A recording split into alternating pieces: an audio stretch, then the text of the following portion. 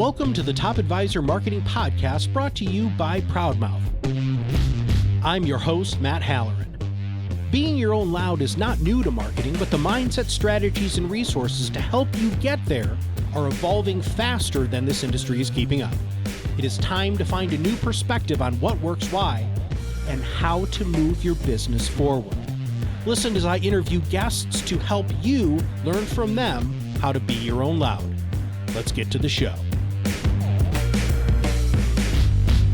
Hello and welcome to another Top Advisor Marketing Podcast. I'm your host, Matt Halloran. You're looking at the screen if you are right now. If you're not, you already know who this guy is. It's Joe Lukacs. Now, here's the deal. He is the coach of all coaches. And I'm not trying to oversell it. This guy has been somebody who I've looked up to for a really, really long time.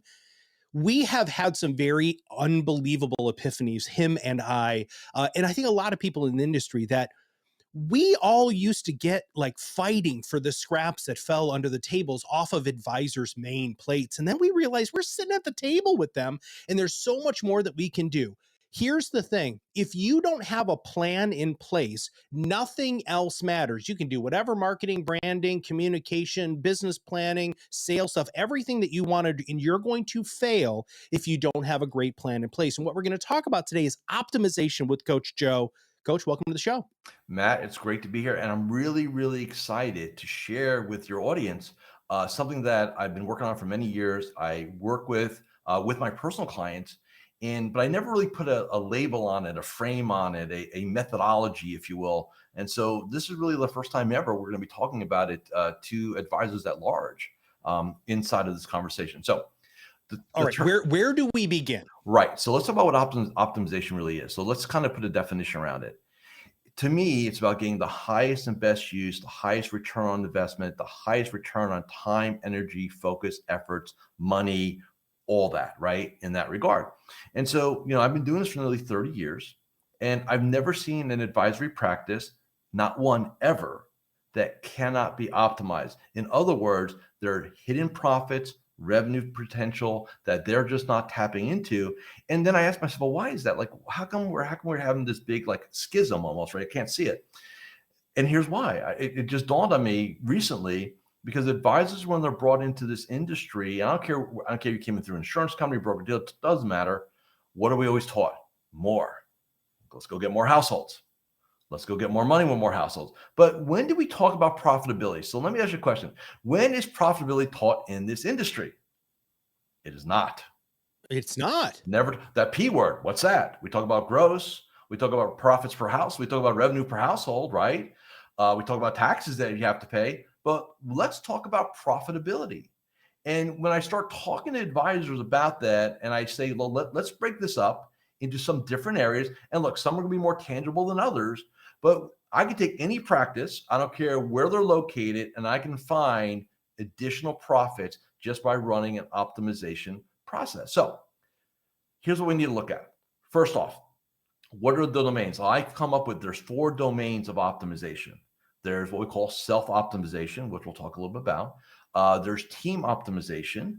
There's optimizing your clients, which is everybody's favorite subject. And then there's optimizing your branding, your marketing, and your business development, which are 3 very distinct things. So without any further ado, let's kind of hit. And by the way, it's not where an advisor looks at, oh, I'm just going to do this one. I mean, you could do that and you get a great result. So you'll still be great P&Ls. I'm not saying don't do that. But if you want to maximize what you're doing, then you want to look at all areas. So the first place is going to be the man or woman in the mirror.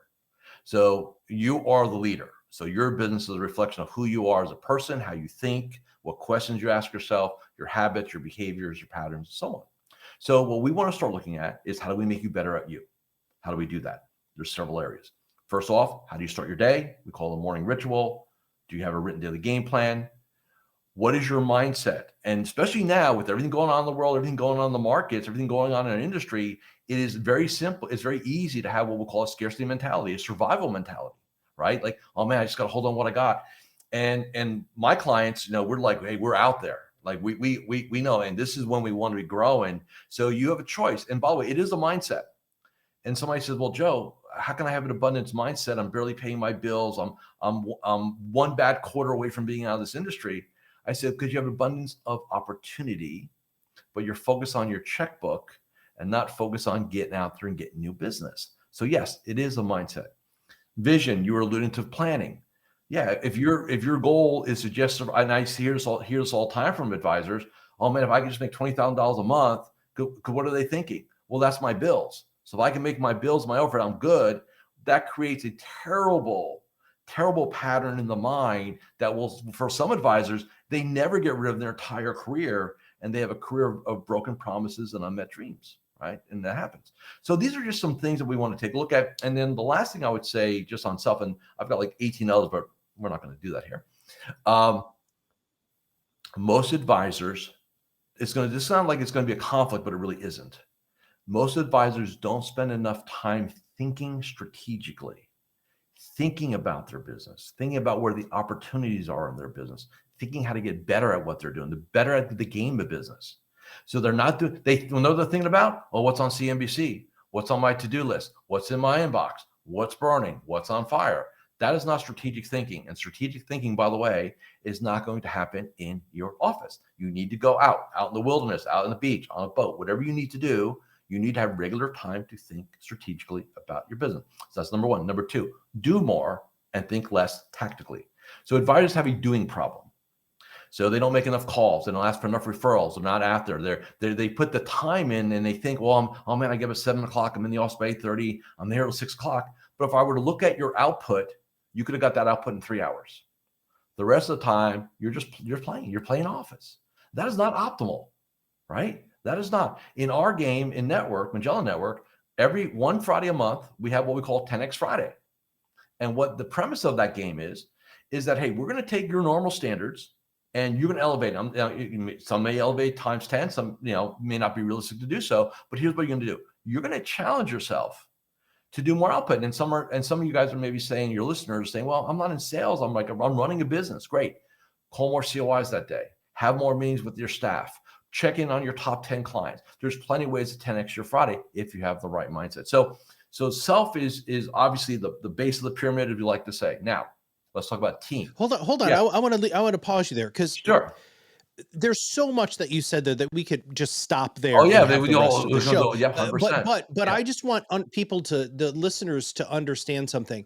One of the only ways that you're going to change yourself is surrounding yourself with other people who want to make the same changes, right? It's very, very difficult to do this on your own, all by yourself, because most of you feel like you're on an island. So I went to Joe's event, what was it, 3 years ago now? 2019, before COVID. Yeah. 2019. Yeah.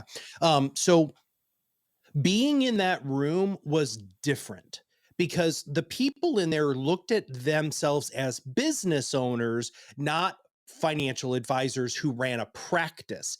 I want you all to just check that with yourself right now. What do you want? Do you want to run a business so that you have the time and you have the resources and you know what you want to do and you can work on it? Or do you just want to have a lifestyle practice? I think those are two. And Joe, you can tell me if I'm wrong, but I think you have to have a mind. You have to go from practice to business. And then when you start hanging out with other people who are business people, that's a game changer. Am I way off there, dude, or am I close?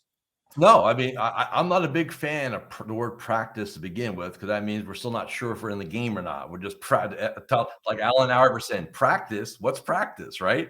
So I like to be, and there are 3 different forms of business. There's the lifestyle business, there's the ensemble business, and then there's the empire business. They're all businesses. Look, once you start taking money from another human being, you're in business, right? Period. I don't care what you call it, whatever you want. The professionals like the word practice. Oh, this practice sounds better. No, it doesn't. What it does is get in your mind, say, well, you don't think you own a business. You don't think you're a business owner, and you are, right? So no, it's 110% accurate. And that's why we need to change the frame. And as far as associations go, you're absolutely right. Look, if you're hanging on an island by yourself, or worse, you're with people in the industry who are scarcity minded and watch CNBC all day and wherever else God knows they're watching every day, and they're all sucked up in the day's events, they're not focused on their success. And quite frankly, I say this to my clients and it always gets them. You are robbing your family of your success. You're taking resources from your family because you're focused on the wrong thing. All right, the way it works. Okay. So that's the self side. Now let's cover people, the team. Yeah. So now, if you're a lifestyle business, you may have a part-time virtual person, and you may run a team of 25 or 50. It's anything in between. It's all fine. Most advisors do not consider. If I said you give me, hey, how do you define yourself? Professional. Da, da, da, da. I never, until the very end, if at all, hear the word leader. I'm a leader. They all have that psychology. So if you're running, so a lot of people say, oh, and this is a big thing I see in the industry. Oh man, Joe, I pay my people a lot of money. They should just know what to do. That's crazy thinking, and that's why you're frustrated, right?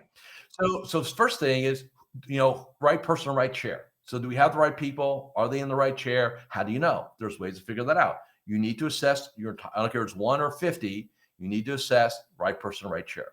Next, if you have the right person, and if they're in the right chair or not, you can fix that. Is we highly recommend, I make it almost mandatory in my work, that all my clients, their teams, their key players have 2 things: a personal and professional development game plan for the year, and that's in writing, not some thought, and a budget. Somewhere between 5 to 10% of their salary, we want to reinvest and help grow our people. And somebody just said, Joe, I already paid my person $100,000. You mean I got to put another 5 or 10 grand into them? Yeah. That's what I'm telling you. Yeah. Because if you don't do it, somebody else will, and they're not vested. So yeah, stop thinking short term. Next, understand the difference between leadership and coaching versus management. Great. The clients I work with, the ones that really run empires, are really leaders and internal coaches. They look to get the best out of their people. And management, to me, is really about manipulation. 2 things. Hey, if you do a great job, I'm gonna give you a bonus. That's one avenue of manipulation. The other, if you do a terrible job, I'm gonna fire you. That's the stick, right? But it's manipulative. In other words, are they really aligned to what your mission is? Do they even know what the mission is, right? So there's things you can do for your people there. Next, accountability. I see this, especially if you're bringing younger advisors, second chair, staff advisor, junior, whatever you want. How does that person know at the end of the day where they were successful or not? And I know this is not 1980. I know we're not cold calling and dropping tickets. I understand that. But if I've got somebody a year in the business or 2 or 3 years in the business, and they're working under you on your team, and they're responsible, do they even know what they're responsible for? Right? And a lot of times the answer is, well, there's some vague concept. I said, there's no KPIs. They don't know if they hit the number because there's no numbers to hit, right? So we need to have that. And the last thing on team, again, a lot more here, but we'll move on. Core values, culture. Most advisors don't, they don't think of that. And in a competitive marketplace, look, let me say this right now. It's going to freak a lot of you out. Every one of your key people right now can get a new job, new position for more money. Every single one of them, because that's the way the industry is now. Now, if that doesn't keep you up at night, maybe it should, right? So you do not want to get into a bidding war, a bribery war for talent. It is a losing game because there's always somebody that's going to want them more than you do. That's the game. But what can you do? You can create a culture, reinvest back in your people so that they're loyal to you because they're on mission and because you're on mission and you've articulated that mission. Critically important. Okay. So that's a little bit of the people side. Now, third domain, clients. One of my favorites, right? So a couple of weeks ago, inside Magellan Network, we do something called Challenge Wednesday. So every Wednesday, I come up with a challenge for the unit. And so I had this crazy idea. I said, I'm going to challenge it. I said, I'm going to give everybody 48 hours to find $1 million in their business. $1 million in new money. 48 hours. Everybody thought it was absolutely crazy. And this is public. Like you go in the thread, you'll see. And I said, I want you all to report back how you did. Now, obviously, not everybody plays. I'm a realist in that. But I'll tell you, the people that played, they were shocked. They were absolutely shocked. $1 million. One guy found $4 million. He didn't know he had. And I figured out, and so I said, what's the difference? And here was the difference. They went into client reviews and client conversations without bias. So in other words, they were not assumptive. They didn't assume they had all the client money, or they didn't assume the client would say they had all the money. I taught them one thing. I shouldn't give it away, but I'm gonna give it away. There's one question that will make everybody know $1 million in the next 5 years. Here's the question. Has there been any change to your financial situation or status since our last review? Non-assumptive. If you were to ask your clients that regular basis, they will oh yeah, man, I just had a CD come due, or my our inherited money, or oh, there's a cape. You just don't know. And because we have this bias in the industry that our clients are going to volunteer when things change. It's just the evidence in my 30-year almost career is like, no, it's not true. So let's stop pretending it is. So balance sheets, financial plans, asset map, things like that. You've got to have a tool. Look, if you were to do asset map or balance sheets or financial planning, if it's appropriate, that will make you a lot of money because you'll get declarations of where the assets are. And that's our goal. That has to happen, right? So that's one form of client optimization. What else can we do? We can be doing insurances. We can be doing, we're looking at their beneficiaries, right? I've got clients that are down second, third generations with clients, right? Family, we can do family pricing for all assets. A lot of things you could do. COIs, most advisors go, oh yeah, CPA attorneys, I know them. No, man. If you're in the executive rollover game, you want to know who the recruiters are. You want to know who the executive coaches are. You want to know who else who serves that client. If you deal with business owners, hey, who are the management consultants, the HR consultants, the marketing consultants, the business coaches? All those people, they're way more valuable to you than just a CPA and attorney. Right? Let's think outside the box, people, and think what is really optimal. Again, there's so much here. And then the other side is if you're into content and speaking, ask your clients, hey, do you belong to any groups, organizations? Anybody ever looking for a speaker, content, Zoomcast? Can we do anything, right? You'd be shocked what is available to you that has really cost you nothing if you go ahead and ask and shut off the damn TV and go talk to your clients. Right. So that's just some client optimization in essence. All right. So in from a marketing and branding perspective, in that last part is what I want to touch on there, because there has been a substantial assumption within our community that well, they know what I do. You know what? You need to take a step back on this egotistical, I'm holier than thou crap, because it's really stopping you from, Joe, everything that you're saying. Again, I know you well. It starts with your check-in with yourself. And when you realize that you should be asking these questions and it's important to do that, all you're doing is creating deeper conversations and actually building better relationships with your clients by asking them what's changed in your life. Over since the last time that we met. Well, oh my God, I had grandkids. Okay, bam, there's another opportunity for something else that they can do. I mean, oh my God. But it's like the advisors go from meeting to meeting to meeting, and they're like, oh, I'm tired of saying the same thing over and over again. Change the conversation and hang out with people who can help you figure out what that conversation is. Right. And the biggest challenge, they're not curious. They're assumptive. And if you can just become more curious about people, you're going to get a lot more, look, this is business. So it's about profits and revenue. Let's not hide behind that fact. We're here to grow our business. We're here to make more money for ourselves and our family. There's nothing wrong with that. So, but if you're not curious and you're just assumptive, yeah, you're missing a ton of opportunities. And to the comment about, everybody knows what you do. Yeah, it's like the advisor gets a billboard on the highway and they're at a Chamber of Commerce meeting. Hey man, I saw your billboard. It's really good. They never do business. Who cares? Who cares? We're not paid to be popular. We're paid to produce results. So it's about results that matter. And, like today, as we're recording this, we've got you and I are recording this on a Wednesday. So we have a challenge Wednesday today. So today's challenge is very simple. I pose a question to my tribe. I want you to, and everybody's going to post back.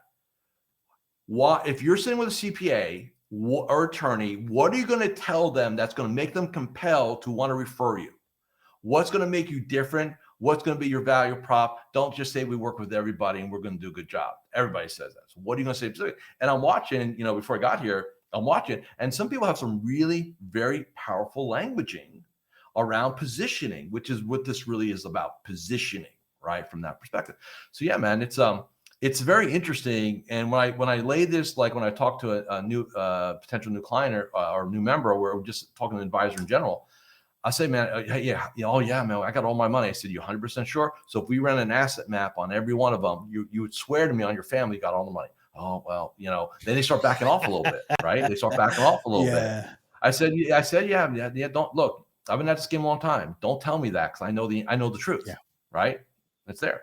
So I was talking to somebody the other day, and I said, look, they got like 600 households, and they're not optimized. for the most part. And I said, I said, I'll bet you right now there's at least $500,000 of revenue in your book of business that will cost you nothing to go get other than some reviews to do and some conversations to have.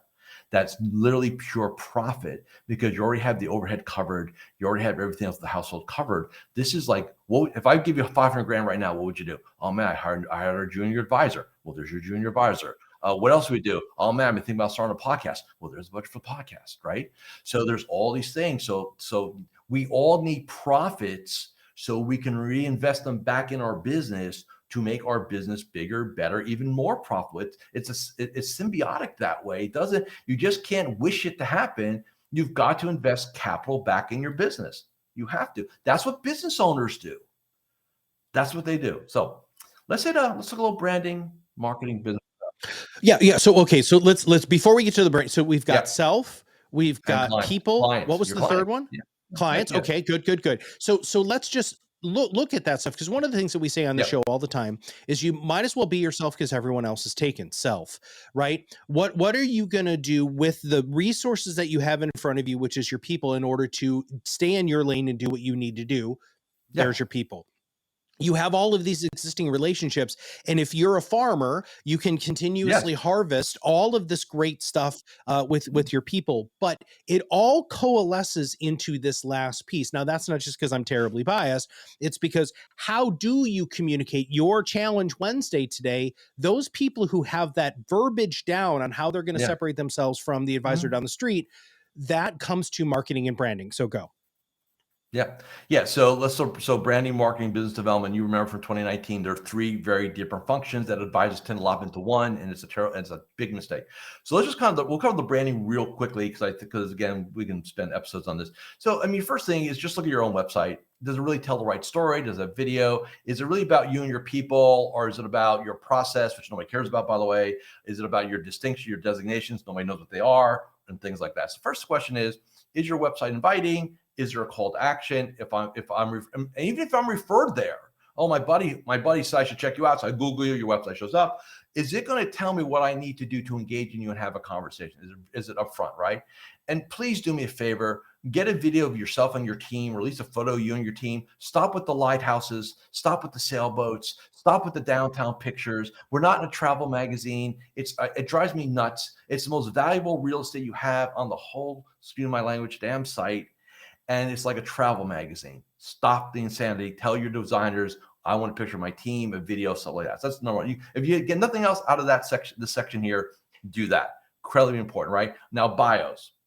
People write their bios, and it literally sounds like most advisors. Oh, I did this. I went to this school. Da da da da. And then maybe at the very end, there's I like to golf. I like to do this, like that. And so it doesn't tell me who you are as a human being. If you have a family, take a picture of your family. If you've got animals, people love dogs and cats, get them in the picture too. You've got to seem real. And here's the key thing. A lot of advisors really try too hard to showcase their background, their academics and stuff like that. And you are actually unapproachable. You come off as unapproachable. I need to see you without the tie. I need you, doing the kids' softball or soccer game. Like, I need to see more pictures of you in a family setting that I relate to. Oh, yes, that's a guy I can hang out with, right? Advisors they do a terrible job at that. Why? Because they're afraid to show who they are. And that's all everybody wants, Joe. That's all everybody wants. See, and this is what they don't get. They think they're selling their process. You are selling yourself. You are the product, because they don't get you. They can give a rat's butt about the process, and they don't understand that. And that's what they miss. Oh man, my marketing doesn't work. Well, because look at the story you're telling. There's no story. It's about all facts and figures and market updates. Nobody cares. If they cared about that, they're doing it themselves. Don't you understand that? Right? From that perspective. So less is more, and make sure you have an offer on your website, offer to have conversation, whatever it happens to be. It shocks me. There's this contact us form, which, by the way, nobody fills out. Nobody does. I've talked to my clients. Nobody fills this out, but we wonder why our website doesn't convert. Oh man, we get all these hits and nobody converts. Well, you're not making it convertible. Okay. Very important. Next, social profiles. Everything's in alignment. LinkedIn, Facebook, Instagram, whatever you're doing there. We don't need to. Do me a favor though, if you're doing social media, please stop regurgitating market stuff. Nobody cares. I'd rather you put a picture of your dog eating his breakfast than anything else. That's more going to be more interesting to me, right? Authentic content, critically important. And if you can do a YouTube channel, do it, because YouTube lives forever. Everybody thinks on LinkedIn, man, let's post a feed. That stuff's gone in 5 seconds, man. That's like a sugar high. It does nothing for you, long term. Get your content where it's going to live forever. It's going to help with your SEO. Most advisors, if you can do video, and like if you're doing podcast, get your podcast on YouTube. Just to get it done. Right? Don't even think about it. Right? So really important. Okay, that's important. Still, email is your best friend. Most advisors think it's like, oh man, everybody's on. No. Email is your best friend, and it will be your best friend for the foreseeable future. So do not abandon it. Like, oh man, I got to post all this stuff on. No. Email is still your best friend. Email newsletters, messaging, check-ins, all those things, critically important, right? So when we talk about that. So we got the branding, marketing is going to be our messaging. That's where you guys come in. Content, call to action, value add. Most advisors, and I'm sure you talk about this to your clients, we have to accept and embrace the identity of being a teacher. Like when you're doing a podcast, you are teaching, you are coaching, you are training. Don't sit there and just say, oh, I'm just going to throw some content out there. And like, no, and please don't make it boring. I come to these conversations, and here's my goal. And Matt, you're not talking about this. Some of your readers, I'm not readers, some of your listeners and viewers are going to hate me. They're like, oh, this guy's like, eats way too much coffee, whatever. And then others are going to resonate with me. That's what I want. That's what I want. And so one of the things you've got to do when you're marketing is know who you're marketing to. Like, don't sit there and say to me, oh man, who's your ideal client? That doesn't work. Executives have a different language than retirees. Business owners have a different language than executives. So if you're trying to talk to everybody, oh man, I can hit all the buttons. You're not going to talk to anybody. So be very clear. And if you got, Joe, I got multiple markets, great. Then one episode's geared to that, one episode's geared to that, and that's how you go, because you don't want to spread it out and you be direct, right? I'd rather you have an opinion and a position. I tell my guys this all the time. Stop with the facts and figures and be passionate. Nobody's going to remember what you said at all. They'll remember if you're excited by what you said. And that's what it gets, right? So how do you optimize your marketing? Be interesting. Take a position, have an opinion, right? Yeah. You just, so we call it the perfect podcast formula, which we teach all of our clients, which is education, number one, storytelling, entertainment, call to action, right? Yes. And all of those sorts of things working together in tandem is how you create great content. Well, as everybody knows, you could be on the show every single solitary week, and we could just talk about all of this and really break it all down. But what's most important is this. Ask yourself a very, very simple question. Am I hanging out with people who want the same things that I do? If anything that Joe said today resonates with you and you're like, holy crap, he's got like this whole community of people who think like this. Yes, he does. It's a wonderful community of fiercely loyal people who want you to succeed, you as the listener. And if you don't have that in your life, man, are you missing something? I remember when I stopped coaching, and you and I met, and I remember you kind of, hey Matt, this is what I do and all of this stuff. And I remember sitting thinking to myself, man, I was never anywhere near as good as Joe is at coaching. This is who you are. This is all in. Your people are all in, and people need to involve themselves with you. So with that, what is the best way for them to reach out and find out more about how they can get involved in Magellan and with you? Hey, we've got this really cool app. So the best thing to do is just go to MagellanNetwork.net.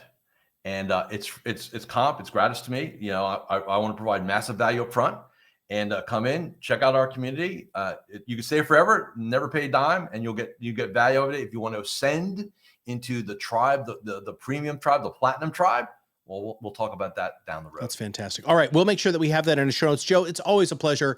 I can't wait to see you at another conference. Listen, anybody, if you are at a conference and you see Joe and he's not surrounded by a bunch of people, sit down, chat with him, be in his presence. You're going to feel something. And if that's a feeling that you like, then you need to be a member of the tribe. Because, man, I'm telling you, every time I hang out with Joe and I meet his people, they are a different breed of advisor who are doing the right things at the right time for the right people. And that is what makes everybody successful. So, Joe, thanks for being on the show, my friend. Matt, my pleasure. Thank you. All right, everybody, listen, Joe's got this magnificent app. We've got the free Pod Rocket Academy. Listen, if you just want to know a little bit more about how you can start your own podcast, Podcasting 101, it's entirely free. And there's all sorts of other great stuff in there. And so please take a look at the Academy. But most importantly, this is going to be your year. It doesn't matter when you're listening to this podcast. It could be in 2022. It could be in 2029. These things last a long time on the shelf.